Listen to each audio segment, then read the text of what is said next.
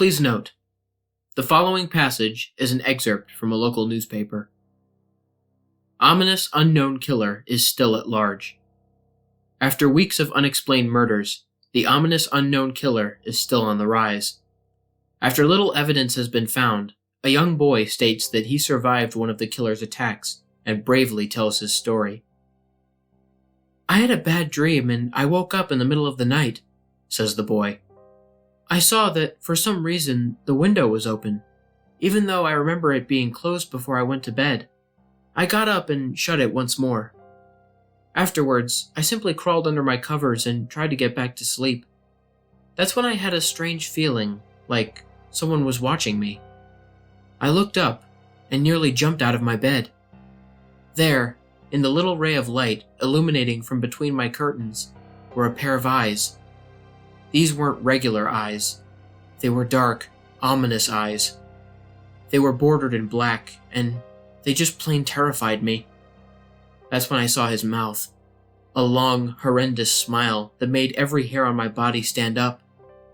The figure stood there, watching me. Finally, after what seemed like forever, he said it. A simple phrase, but it was said in a way only a madman would speak. Go to sleep.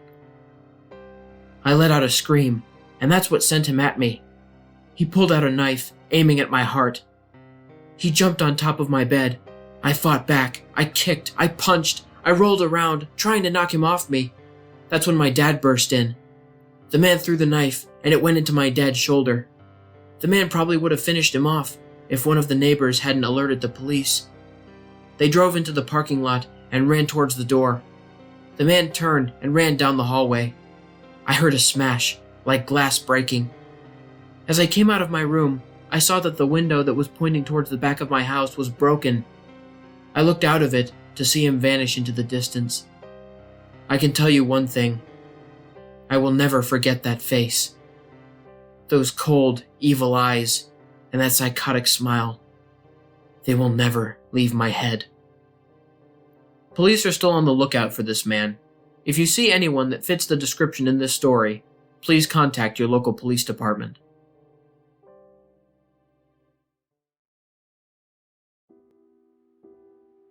Jeff and his family had just moved into a new neighborhood. His dad had gotten a promotion at work, and they thought it would be best to live in one of those fancy neighborhoods. Jeff and his brother Lou couldn't complain though. A new, better house, what was not to love? As they were getting unpacked, one of their neighbors came by. "Hello," she said. "I'm Barbara. I live across the street from you. I just wanted to introduce myself and to introduce my son." She turned around and called her son over. "Billy, these are our new neighbors." Billy said hi and ran back to play in his yard. "Well," said Jeff's mom, "I'm Margaret, and this is my husband Peter, and my two sons, Jeff and Lou." They each introduced themselves, and then Barbara invited them to her son's birthday party. Jeff and his brother were about to object, when their mother said that they would love to come. When Jeff and his family were done unpacking, Jeff went up to his mom. "Mom, why would you invite us to some kid's party? If you haven't noticed, I'm not some dumb little kid anymore." "Jeff," said his mother, "we just moved here. We should show that we want to spend time with our neighbors. Now we're going to that party, and that's final." Jeff started to talk, but stopped himself, knowing that he couldn't do anything. Whenever his mom said something, it was always final. He walked up to his room and plopped down on his bed. He sat there, looking at the ceiling, when suddenly, he got a weird feeling. Not so much a pain, but a weird feeling. He dismissed it as just some random feeling. He heard his mother call him down to get his stuff, and he walked down to get it. The next day, Jeff walked downstairs to get breakfast and get ready for school. As he sat there, eating his breakfast, he once again got that feeling. This time, it was stronger. It gave him a slight, tugging pain, but he once again dismissed it. As he and Lou finished breakfast, they walked down to the bus stop. They sat there waiting for the bus, when all of a sudden, some kid on a skateboard jumped over them, only inches above their laps. They both jumped back in surprise. "Hey, what the hell?" The kid landed and turned back to them. He kicked his skateboard up and caught it with his hands. The kid seemed to be about 12, 1 year younger than Jeff. He wore an Aeropostale shirt and ripped blue jeans. Well, well, well. It looks like we got some new meat. Suddenly, 2 other kids appeared. One was super skinny, and the other was huge. Well, since you're new here, I'd like to introduce ourselves. Over there is Keith. Jeff and Lou looked over to the skinny kid. He had a dopey face that you could expect a sidekick to have. And he's Troy. They looked over at the fat kid. Talk about a tub of lard. The kid looked like he hadn't exercised since he was crawling. And I, said the first kid, am Randy. Now, for all the kids in this neighborhood, there is a small price for bus fare, if you catch my drift. Lou stood up, ready to punch the lights out of the kid's eyes, when one of his friends pulled a knife on him. I had hoped you would be more cooperative, but it seems we must do this the hard way. The kid walked up to Lou and took his wallet out of his pocket. Jeff got that feeling again. Now, it was stronger than ever, a burning sensation. He stood up, but Lou gestured him to sit down. Jeff ignored him and walked up to the kid. Listen here, you little punk. Give back my brother's wallet, or else. Randy put the wallet in his pocket and pulled out his own knife. Oh? And, what are you gonna do about it? Just as he finished his sentence, Jeff popped the kid in the nose. As Randy reached for his face, Jeff grabbed his wrist and broke it. Randy screamed, and Jeff grabbed the knife from his hand. Troy and Keith rushed Jeff, but Jeff was too quick. He threw Randy to the ground. Keith lashed out at him, but Jeff ducked and stabbed him in the arm. Keith dropped his knife and fell to the ground, screaming. Troy rushed him too, but Jeff didn't even need the knife. He just punched Troy straight in the stomach, and Troy went down. As he fell, he puked all over. Lou could do nothing but look in amazement at Jeff. Jeff, how'd you... That was all he said. They saw the bus coming, and they knew they'd be blamed for the whole thing, so they started running as fast as they could. As they ran, they looked back and saw the bus driver rushing over to Randy and the others. As Jeff and Lou made it to school, they didn't dare tell anyone what happened. All they did was sit and listen. Lou just thought of it as his brother beating up a few kids, but Jeff knew it was more than that. It was something scary. As he got that feeling, he felt how powerful it was. The urge to just hurt someone. He didn't like how it sounded, but he couldn't help but feel happy. He felt that strange feeling go away, and stay away, for the entire school day. Even as he walked home, due to the whole thing happening near the bus stop, and how now he probably wouldn't be taking the bus anymore, he felt happy. When he got home, his parents asked him how his day was, and he said, in a somewhat ominous voice, "It was a wonderful day." The next morning, he heard a knock at his front door. He walked down to find 2 police officers at the door, his mother looking back at him with an angry look. Jeff, these officers tell me that you attacked 3 kids, that it wasn't regular fighting, and that they were stabbed. Stabbed, son. Jeff's gaze fell to the floor, showing his mother that it was true. Mom, they were the ones who pulled the knives on me and Lou. Son, said one of the cops, we found 3 kids, 2 stabbed, 1 having a bruise on his stomach, and we have witnesses proving that you fled the scene. Now what does that tell us? Jeff knew it was no use. He could say him and Lou had been attacked, but then there was no proof that it was not them who attacked first. They couldn't say that they weren't fleeing because, truth be told, they were. So Jeff couldn't defend himself, or Lou. Son, call down your brother. Jeff couldn't do it, since it was him who beat up all the kids. Sir, it was me. I was the one who beat up the kids. Lou tried to hold me back, but he couldn't stop me. The cop looked at his partner, and they both nodded. Well, kid, looks like a year in juvie. Wait, said Lou. They all looked up to see him holding a knife. The officers pulled their guns and locked them on Lou. It was me. I beat up those little punks. I have the marks to prove it. He lifted up his sleeves to reveal cuts and bruises as if he were in a struggle. Son, just put down the knife. said the officer. Lou held up the knife and dropped it to the ground. He put his hands up and walked over to the cops. No, Lou, it was me! I did it! Jeff had tears running down his face. Poor bro, said Lou, trying to take the blame for what I did. Well, take me away. The police led Lou out of the patrol car. Lou, tell them it was me! Tell them! I was the one who beat up those kids! Jeff's mother put her hands on his shoulders. Jeff, please, you don't have to lie. We know it's Lou. You can stop. Jeff watched helplessly as the cop car sped off with Lou inside. A few minutes later, Jeff's dad pulled into the driveway, seeing Jeff's face and knowing something was wrong. Son, what is it? Jeff couldn't answer. His vocal cords were strained from crying. Instead, Jeff's mother walked his father inside to break the bad news to him as Jeff wept in the driveway. After an hour or so, Jeff walked back into the house, seeing that his parents were shocked, sad, and disappointed. He couldn't look at them. He couldn't see how they thought of Lou when it was his fault. He just went to sleep, trying to get the whole thing off his mind. 2 days went by, with no word from Lou at the JDC.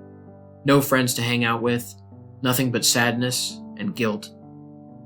That was until Saturday, when Jeff was woken up by his mother with a happy, sunshiny face. Jeff, it's the day, she said as she opened up the curtains and let light flood into his room. What? What's today? Asked Jeff as he stirred awake. Why, it's Billy's party. He was fully awake now. Mom, you're joking, right? You don't expect me to go to some kid's party after... There was a long pause. Jeff, we both know what happened. I think this party could be the thing that brightens up the past few days. Now get dressed. Jeff's mother walked out of the room and downstairs to get ready herself. Jeff fought himself to get up. He picked out a random shirt and a pair of jeans and walked downstairs. He saw his mother and father all dressed up, his mother in a dress and his father in a suit.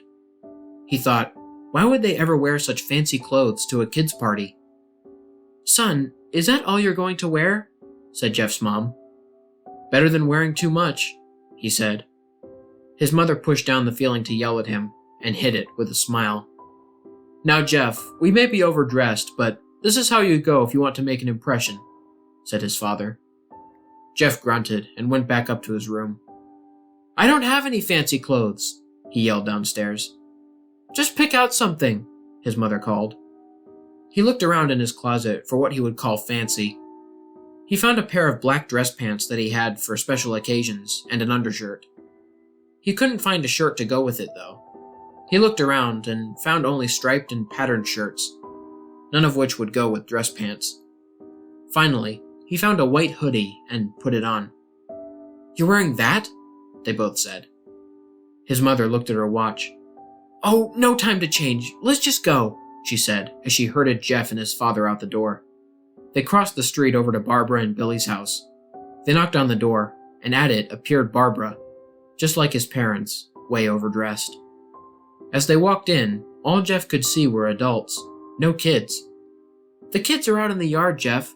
How about you go and meet some of them? Said Barbara. Jeff walked outside to a yard full of kids. They were running around in weird cowboy costumes and shooting each other with plastic guns. He might as well be standing in a Toys R Us. Suddenly, a kid came up to him and handed him a toy gun and hat. Hey, wanna play? He said. No, kid. I'm way too old for this stuff. The kid looked at him with that weird puppy dog face. Please? Said the kid. Fine, said Jeff. He put on the hat and started to pretend shoot at the kids. At first, he thought it was totally ridiculous, but then he actually started to have fun. It might not have been super cool, but it was the first time he had done something that took his mind off of Lou. So he played with the kids for a while, until he heard a noise. A weird rolling noise. Then it hit him. Randy, Troy, and Keith all jumped over the fence on their skateboards. Jeff dropped the fake gun and ripped off the hat. Randy looked at Jeff with a burning hatred. Hello. Jeff, isn't it? He said. We have some unfinished business. Jeff saw his bruised nose. I think we're even. I beat the crap out of you, and you got my brother sent to JDC. Randy got an angry look in his eyes.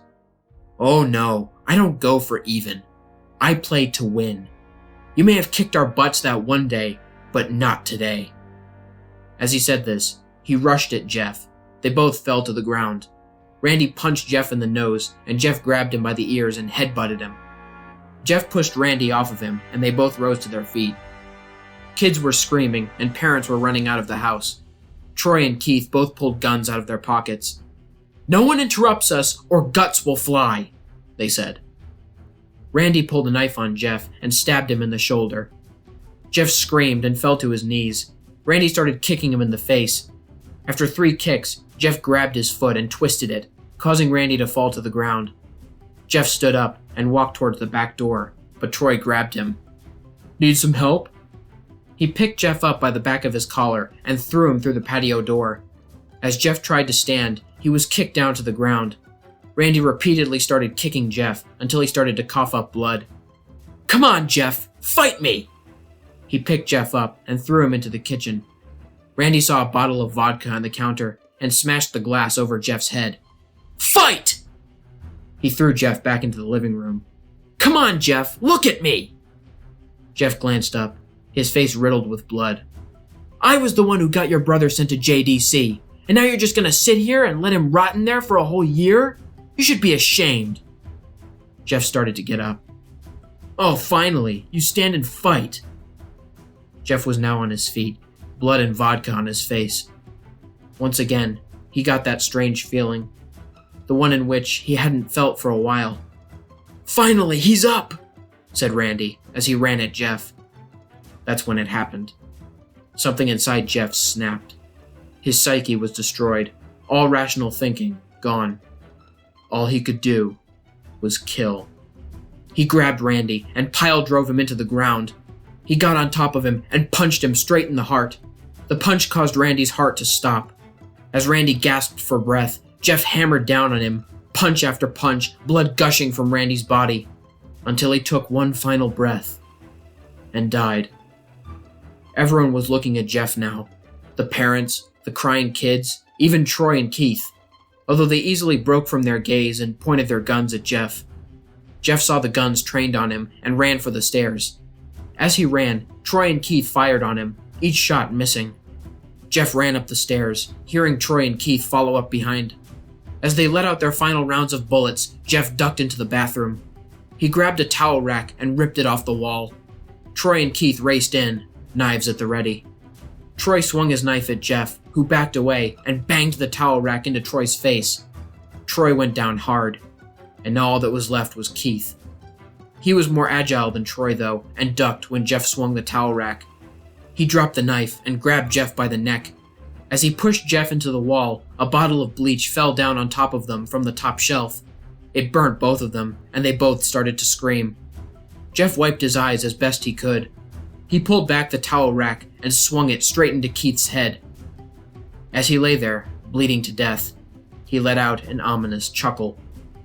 What's so funny? Asked Jeff. Keith pulled out a lighter and switched it on. What's funny, he said, is that you're covered in bleach and alcohol. Jeff's eyes widened as Keith threw the lighter at him. As soon as the flame made contact with him, the flames ignited the alcohol in the vodka. While the alcohol burned him, the bleach bleached his skin. Jeff let out a terrible screech as he caught on fire. He tried to roll out the flames, but it was no use. The alcohol had made him a walking inferno. He ran down the hall and fell down the stairs. Everybody started screaming as they saw Jeff, now a man on fire, drop to the ground, nearly dead.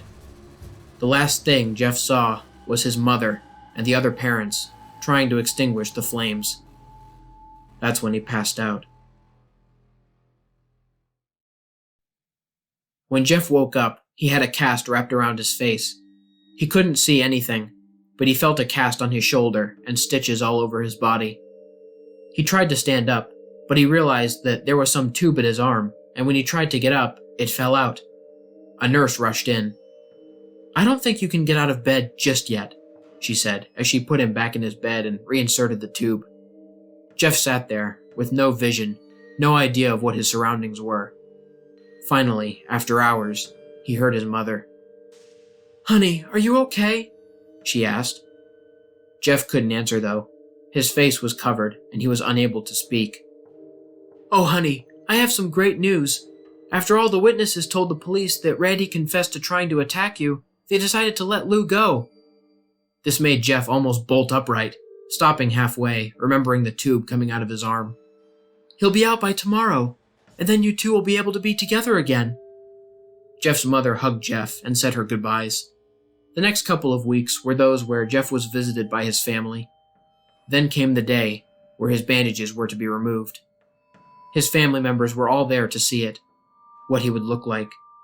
As the doctors unwrapped the bandages from Jeff's face, everyone was on the edge of their seats. They waited until the last bandage holding the cover over his face was almost removed. "Let's hope for the best," said the doctor. He quickly pulled the cloth, letting the rest fall from Jeff's face. Jeff's mother screamed at the sight of his face. Lou and Jeff's dad stared awestruck at his face. What? What happened to my face?" said Jeff. He rushed out of bed and ran to the bathroom. He looked in the mirror and saw the cause of the distress. His face. It was horrible. His lips were burnt to a deep shade of red. His face was turned into a pure white color, and his hair singed from brown to black. He slowly put his hand to his face. It had a sort of leathery feel to it now. He looked back at his family, then back at the mirror. "Jeff," said Lou, "it's not that bad." "Not that bad?" said Jeff. "It's perfect!" His family was equally surprised. Jeff started laughing uncontrollably. His parents noticed that his left eye and hand were twitching. Jeff, are you okay?" "Okay? I've never felt more happy." "Look at me! This face goes perfectly with me!" He couldn't stop laughing. He stroked his face, feeling it, looking at it in the mirror. What caused this? Well, you may recall that when Jeff was fighting Randy, something in his mind, his sanity, snapped. Now he was left as a crazy, killing machine. That is, his parents didn't know. "Doctor," said Jeff's mom, "is my son all right? In the head?" "Oh yes. This behavior is typical for patients that have taken very large amounts of painkillers. If his behavior doesn't change in a few weeks, bring him back here and we'll give him a psychological test." "Oh, thank you, doctor." Jeff's mother went over to Jeff. "Jeff, sweetie, it's time to go home." Jeff looked away from the mirror. His face still formed into a crazed smile. "'Kay, Mommy." His mother took him by the shoulder and took him to get his clothes. "This is what came in," said the lady at the desk. Jeff's mom looked down to see the black dress pants and white hoodie her son wore. Now they were clean of blood and stitched together. Jeff's mother led him to his room and made him put his clothes on.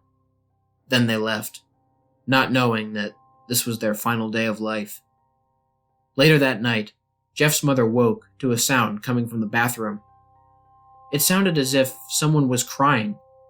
She slowly walked over to see what it was. When she looked into the bathroom, she saw a horrendous sight. Jeff had taken a knife and carved a smile into his cheeks. "Jeff, what are you doing?" asked his mother. Jeff looked over to his mother. "I couldn't keep smiling, Mommy. It hurt after a while. Now, I can smile forever." Jeff's mother noticed his eyes, ringed and black. "Jeff, your eyes!" His eyes were seemingly never closing. "I couldn't see my face. I got tired and my eyes started to close. I burned out the eyelids so I could forever see myself. My new face." Jeff's mother slowly started to back away, seeing that her son was going insane. "What's wrong, Mommy? Aren't I beautiful?" "Yes, son," she said. "Yes, you are. Let me go get Daddy so he can see your face." She ran into the bedroom and shook Jeff's dad from his sleep. "Honey, get the gun. She stopped as she saw Jeff in the doorway, holding a knife. "Mommy, you lied." That was the last thing they heard, as Jeff rushed them with the knife, gutting both of them. His brother Lou woke up, startled by some noise. He didn't hear anything else, so he just shut his eyes and tried to go back to sleep. As he was on the border of slumber, he got the strangest feeling that someone was watching him. He looked up, before Jeff's hand covered his mouth. He slowly raised the knife, ready to plunge it into Lou. Lou thrashed here and there, trying to escape Jeff's grip. "Shh," Jeff said. "Just go to sleep."